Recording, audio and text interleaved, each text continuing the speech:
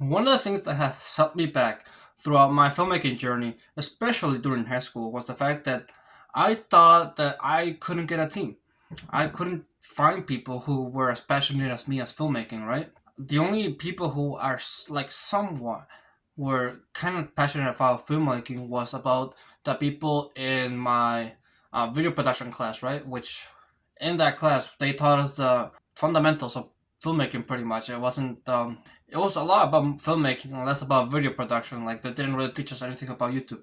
Anyway, and also my friend group, they weren't really into filmmaking. They mostly did other stuff. Let's just say that. They did stuff that high schoolers do, like vodka on PE class. I'm not even joking, by the way. There was a time where during my PE class, one of my friends brought like a water bottle, and in that water bottle, it had vodka. So since the bottle looked like it was just normal water, everybody was just sharing it around the class.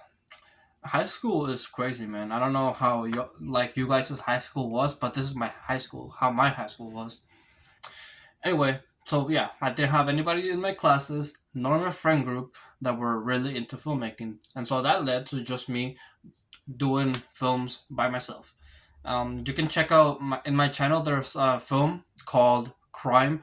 I did that film by myself. I acted, I shot, I edited, I did everything for that film myself. And you know, for that time, I thought it was okay. I didn't think it was all that great, and I think for the longest time, that's like as good as my abilities could get. I don't. I The thing is, I never thought about how I meet my team for film. Right? I just went about my. I just went about my things. I didn't. I just continued making my YouTube channel, and I just thought that along the way I'll find a team, and turns out I did. Not like a full on team, one that I'm gonna be consistently working with, but like one that I could work with for a couple of films. And I met these people during my class. The thing is, I haven't had contact with them since the end of the semester. The semester's gonna start again, so I'm gonna try to talk to them before that, see if we can make a film again. But yeah, I found like a variety of people who know, like, have a variety of skills, and know people that we could work with. That I like some contacts when it comes to people who know how to do sound and people who know how to do camera, and I got some people who know people like that. So everything's just like a connection. Everything connects. Yeah, so it's until university that I started getting a bigger crew. That's the title of the video, and it's kind of obvious how to find your filmmaking team, right? You simply just talk to people. I mean, there's really not no other way that you can get around that. I can't really speak when it comes to fields when you graduate, like when you are out of high school and university. I can't speak on how to find a team then. I assume that what you can do is like do freelancing, and once the thing is, once you're on set and you start talking to people, obviously once there's like no work to do, once they're free and everything, that's when you can start networking with, and maybe you could do a little bit of research on that person, and look at work that they've done before that, compliment them, have a conversation about it. The thing is, as long as you find a way to be on set, you'll find people who are like you, who people who are all about filmmaking and are willing to help you, and are positive too. I mean, according to my experience, of course. The thing is, once I got on set, for me, my whole like viewpoint kind of changed, because the first time I got on set was during the Weatherby scene 43. I mean, not 43, like 31. It's like the most viewed video on my channel, pretty much. That was my first time on set, and yeah, I was like really nervous. You could probably tell through the film if you watched it. But yeah, I was like really nervous. I didn't know what to do, but it was still like a lot of networking. Like people just talked to me automatically, and I wanted to I wanted to talk to them as well, because there were some really talented people in there, and I didn't want that experience to be the only time I get to talk to them. So that's why you know, I try to talk to them more. I got their contacts before that during the class, but I still wanted to text them every once in a while, keep up, and see if we can maybe work on a film together one day. I didn't do that, however. I since I was in the middle of class. It was more of a project at the project. I didn't really have time to set time aside and start working on a film.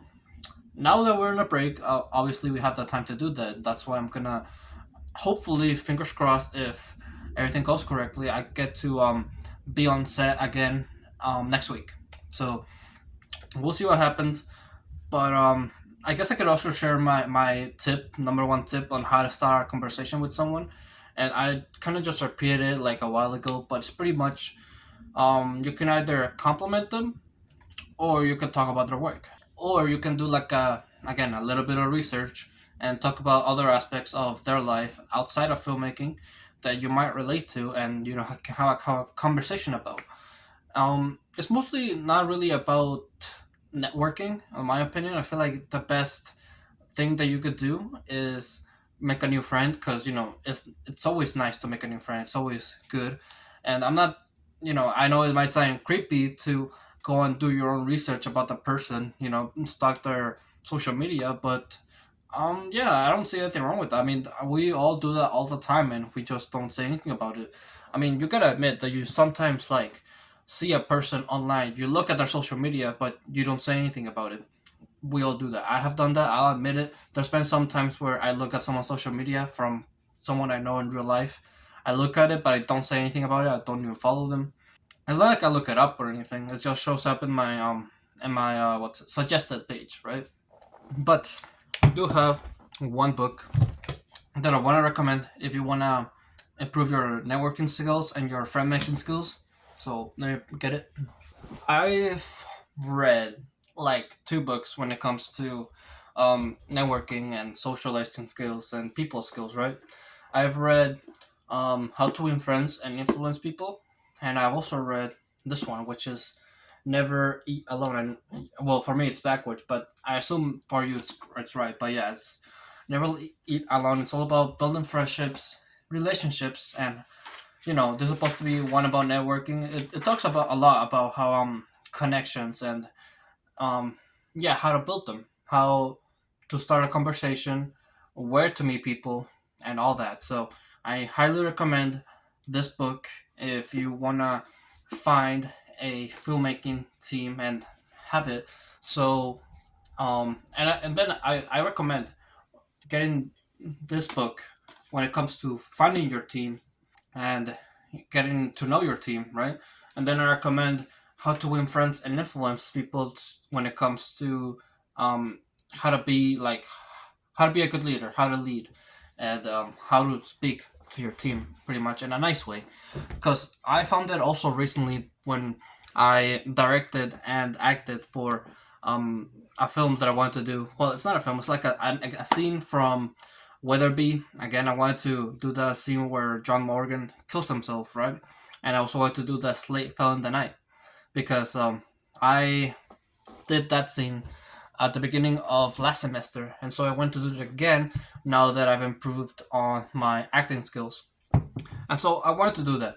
And since the people that I was working with was my friend who doesn't know anything about filmmaking, my girlfriend who doesn't know anything about filmmaking, and then my brother who doesn't know anything about filmmaking. And so I was the only one who knew anything about filmmaking, and I made several mistakes, which I'll go over in a different video, where pretty much I did not teach them enough. The shoot was not as efficient, it wasn't as fast, and we didn't get as much done as I wanted to get done. So I would say it's like mostly my fault because I expected too much out of them, and I feel like it showed that. But yeah, what I was gonna get at with all this is pretty much that when you are leading, when you're like director, maybe like assistant director or anything, when you're like in a leading role, it is actually really hard to always be nice, to always say thank you and do this, please, and be really formal about it. Towards the beginning of our shoot, I was doing all that. I was being nice and polite and saying please, thank you, and being formal and all that. But when it came down towards the end of the shoot, and I was like all tired and everything, I couldn't really be bothered. Everybody else was not paying attention as much. They were doing their own thing. It was really hard for me to still be formal and nice about it. So I'm like, it was.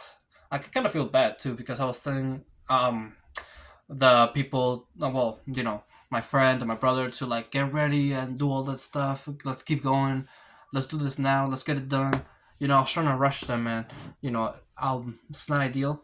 We should all go towards our own pace, and I mean, it's also not to be mean or anything, but it's also their fault for not paying as much attention. But still, it's still my fault for not teaching them well enough, and not letting them know how this is gonna be, how the production process is gonna be. I guess I could also talk about since this video is all about how to find your filmmaking team. I should also talk about that you don't have to have people who know about filmmaking in order to make a film, right? As I was talking about here, I made a film with people who don't know anything about filmmaking. The film turned out as good, no, but I still got it done. When it comes to like, you can easily just ask your friends who don't know about filmmaking, or like your family members, right? You can easily ask them for help.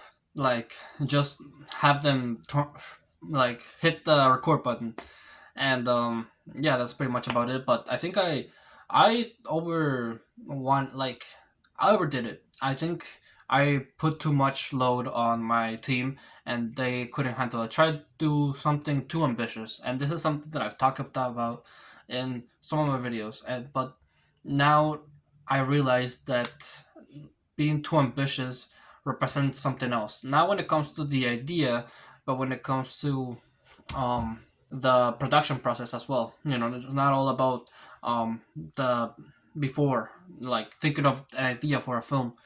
You can also become too ambitious and do too much when it comes to the production process. You can do more, of course, when it comes to experienced people, but when it comes to beginners, you have to remember to hold back and teach them the fundamentals. That's if you want to work with film beginners, who people who don't know how to film correct. Well, how to don't know too much about film, pretty much. But it's always better to work with people than with no people at all. Don't get me wrong, like I did like the crime film that I did, but if somebody helped me, it would have been a lot more better and a lot more easier. I think it took me like the whole day to finish it. So no, the thing is, okay, this might sound crazy, but I recorded it and edited it in one day. I didn't write it in one day. It took me like a couple hours the day before that, but I got it done pretty fast. That's what I'm trying to get at. But quantity is not better than quality. Quality is always better.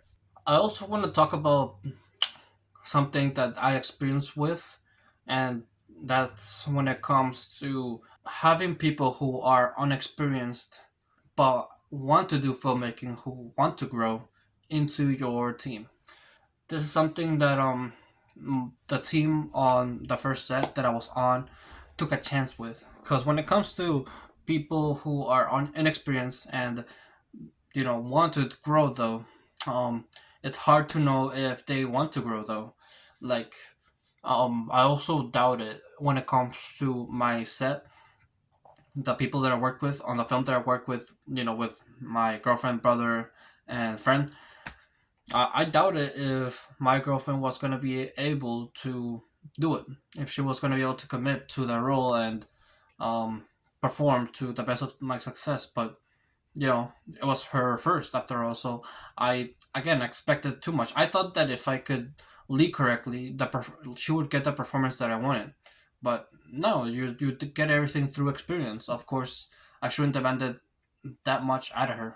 Through that experience, however, I bet that she became like a better actor. She can be better on camera through that experience. It's all about repetition, and this makes me really glad that the people on my first production set took a chance on me. That was a time where I was beginning. I was still nervous, first time acting ever, and yeah, if they didn't take a chance with me and give me like a bigger role, again, I believe on that scene, I believe I get the best shot. I look the best on that film. Not to be brag or anything. I mean, to be fair, it's me and two other girls, so you know, so I look better than those two other girls, and I feel like I got like a pivotal role, like a very important role on that film, and I felt like I really felt like like the spotlight was on me.